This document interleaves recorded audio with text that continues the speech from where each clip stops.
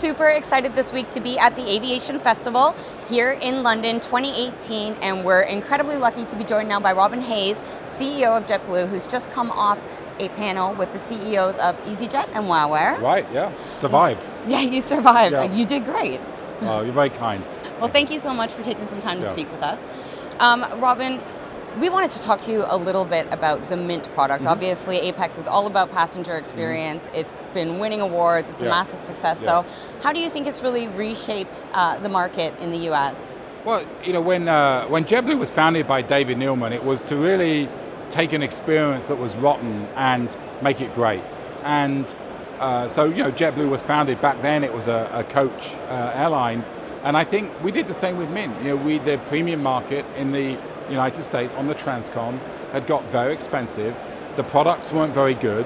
And so we wanted to change it, and we wanted to disrupt the industry, and Mint was created. And back in 2014, we now have about 18 Mint flights a day between many, many destinations. And look, I think the facts speak for themselves. It's the #1 business class product in North America, and that's not just me saying it, but you know, we win a number of awards that support that. And since we came on that market, premium fares have approximately halved, whether they be refundable fares or Apex, fares people purchase in advance. So it's a lower fare, it's a better product. I think the customers just win.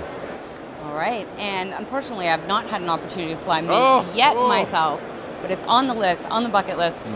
You talked a little bit in your presentation about potentially bringing Mint to other markets. What might that look like, and when might that happen? Yeah, so you know, we're always on the lookout for new markets to fly Mint to. So you know, we've penetrated a lot of the Transcon market. We've had Mint to the Caribbean. You know, an area that we're studying that's of interest to us is Europe. We look at some of the premium fares that across the Atlantic, and the one word for them really is obscene. I mean, they are so high, and really, it's airlines really, in my opinion, gouging, taking advantage of their customers. And so, you know, I think that we see that as a great opportunity to come in, offer a better product, and significantly lower the fare. But we haven't taken a decision to do it yet. We still have lots of other things we're trying to do: grow Boston, grow Fort Lauderdale, build our Transcon franchise.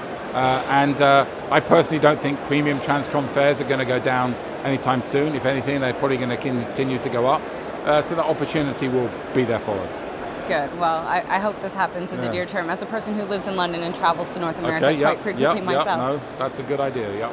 All right, so going back to the regional market, you guys have recently announced an order for 60 of the former Bombardier C series, now called the Airbus A220-300, with an option for more. How might this change the look of your route network or the look of your passenger experience overall? Yeah, so you know, we had a process to study the right replacement airplane to replace our 190s, Embraer 190s. The 190 has been a great airplane over the years, but it was time to make a change. We had two great options: the E2-195 from Embraer, which is a really amazing airplane, and the C series, which then became the A220. I still call it the C because for most of the campaign it was the C. So we had a high class problem. It was a very close decision, but we ended up taking the C. And you know, it's primarily to replace the 190 network, but it does give us new capabilities. You know, it has the range to fly Transcon, and so I think what we end up doing, it'll perform better on some of the longer routes where we really struggle with the 190. The 190 was a great short route performer, but over longer routes didn't do so well from a profitability point of view. And so the A220 will give us some additional opportunities on top of the 190 routes that we're flying today. All right, and we talked about how wonderful Mint is. Could there be an opportunity for a baby Mint or some sort of unique premium offering on these shorter routes? Yeah, I mean, there's people in JetBlue who call that mini Mint. You know, we right now that's not what we're focused on. You know, we think the JetBlue experience on every JetBlue airplane is good, and we want to keep it that way. You know, Mint was really built around a small percentage of routes that there was a paid demand for, and you know, a lot of the people that fly in first class on the US domestic market, a lot of those are upgrades, and so you know, if we build a product beyond Mint, it's got to be one that customers are prepared to pay for. So we think right now the right thing for JetBlue is to continue to focus on, you know, what are the next new Mint markets we should be rolling out or thinking about. right, and just finally, your co-panelist, Skuli Morgensen from WOW Air, was talking a little bit about some, I guess, adjacent industries or areas that he looks to for inspiration.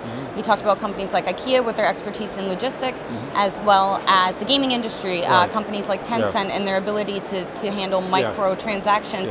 Is that of any interest to JetBlue in the world of ancillary revenues? Oh, look, I mean, those are great points. And we actually set up JetBlue Technology Ventures a couple of years ago because we knew there's all these amazing ideas out there that we just weren't seeing.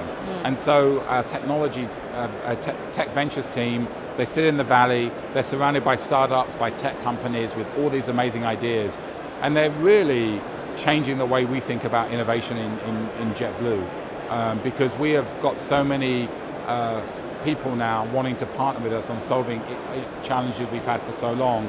And it's a completely different look and a different take, and I couldn't be more excited. And we've made investments in a number of these companies as well. Good, so it's changed the business for the better. Oh yeah, I mean, you know, I think we realized at some point the way to become a better airline was to help other people make it better and build a collaborative effort as opposed to trying to do everything ourselves. And you know, I couldn't be happier the way it's worked out.